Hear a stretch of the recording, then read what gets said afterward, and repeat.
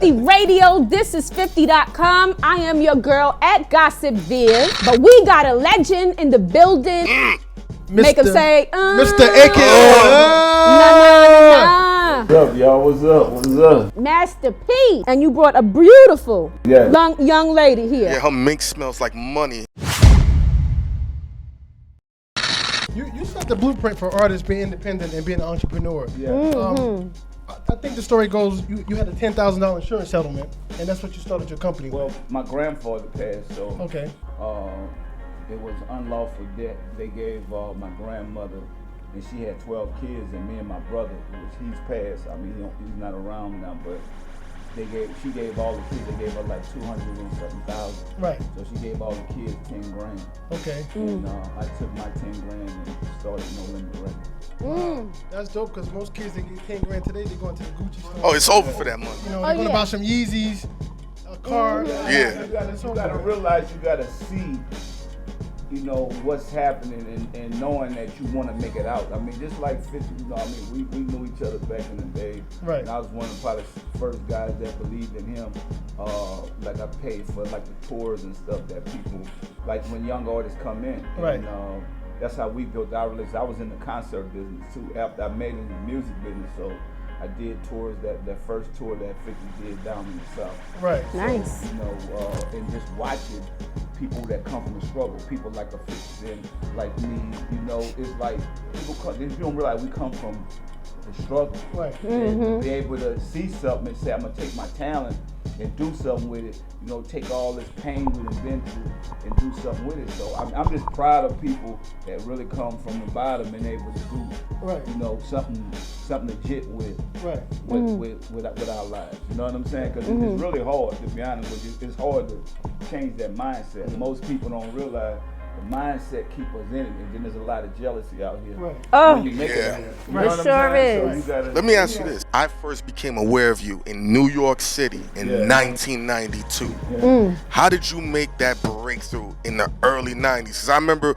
we had the VHS, and I remember I remember my that. cousin said, no video music box today. Yeah. Watch this. And we watched Bout It and everything, and I was like, what the Yeah, fuck you is this? introduced New York to a whole He was the different first Quick. artist to break lifestyle. through to come to New York. Yeah. So what I did was, the first thing I did, I had a van, you know, I drove my van out here. You know, I watched the Avon lady in my hood. Avon That's lady. real G shit. She was selling her stuff out the trunk of her car. And I was Right. like, you know, I'd be watching her. I'd be like, you know, what you doing? She said, nigga, you the police? I said, I'm legit. I said, okay, shorty, hey, you know, Right. I was just trying to see what you're doing. I see Right. people coming up here, Right. you know. Buying makeup and stuff. Yeah, so I'm like, now I got some CDs in the cassettes, and I said, you know what?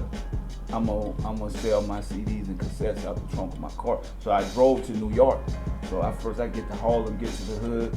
So they know I'm a country boy. You know, I get there like, man, what's up? So I had to shoot dice with him first. So I shot dice with him, and we played basketball. And it was like, man, he cool. I said, but listen to this. Right. You know, it's all listen to the music. I just start passing it around. You know, I start selling the CDs. I wanted $20. But you know, it's New York, man. At that time, Yeah, we got to. I give you 10 for it. You know what I'm saying? You know we Which even do. still good back then. So I'm like, you know, I take the 10. You Right. know what I'm Right. saying? So I just got on my hustle to go. I went all over out here, and I was the first artist from the South to really break in New York, because you know, people had to be from the East Coast, maybe some West Coast artists they was listening to. But you know, New York at that time was in their own thing. If it wasn't Biggie or Right. something like that, they wasn't listening to. They wasn't. Yeah, we weren't really too wasn't- familiar He with the wasn't trying South. to hear it. For Wasn't- real. right. But you know, I mean, but see, me, I adapt. I came up here and adapt to what was going on, the culture at that time, and Right. the people. So me being from the South, you know, I was just like,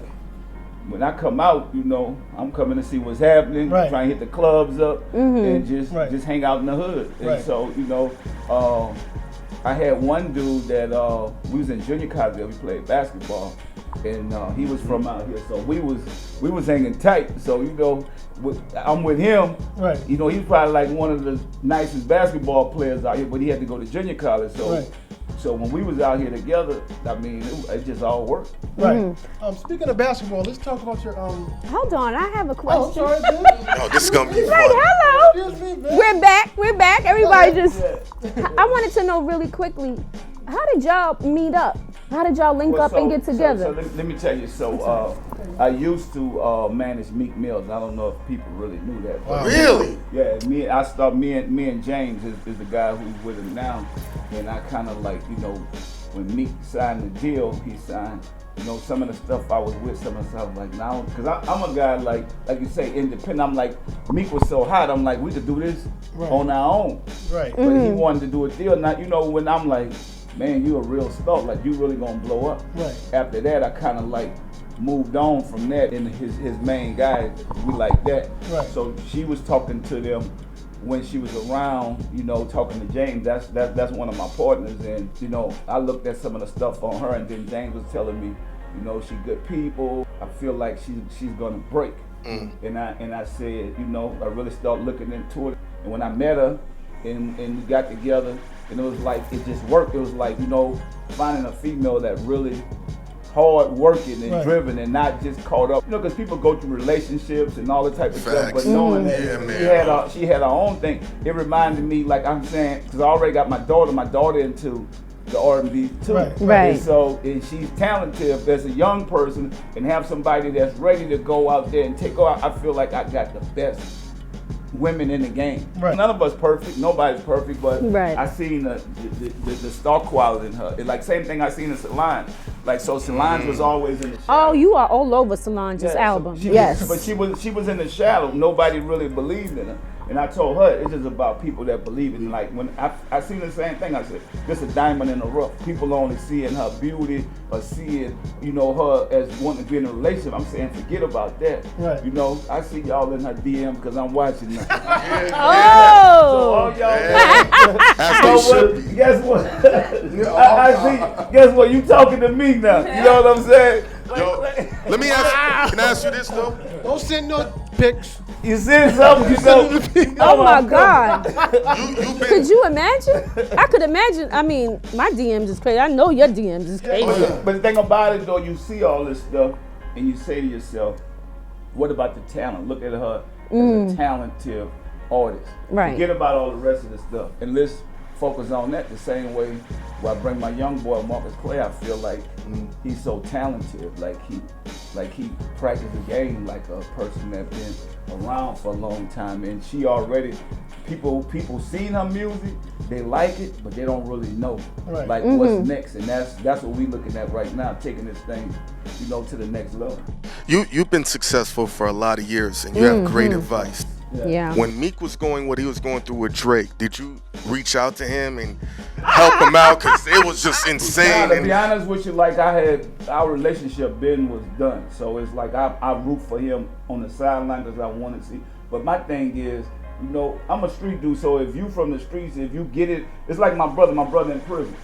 I tell him all the time, like, I'm gonna help you and I'm gonna talk to you, but if you want to do your own thing, you gotta suffer the consequences. Right. So you gotta go bump your head now since you don't want take that the advice. You know what I'm saying? I had to do it when I We left all my, go when I through left that. my grandmother's house. She was like, "Look, you either gonna do it my way or you got to go do your own thing." I packed my bag, so I realized some people just gonna Have go to out learn and do that what way. they gotta do, and I had to learn the whole way. You just mentioned your brother, and you know, people know what's going on, but what advice would you give to like what's going on with Troy Ave and Tax Stone?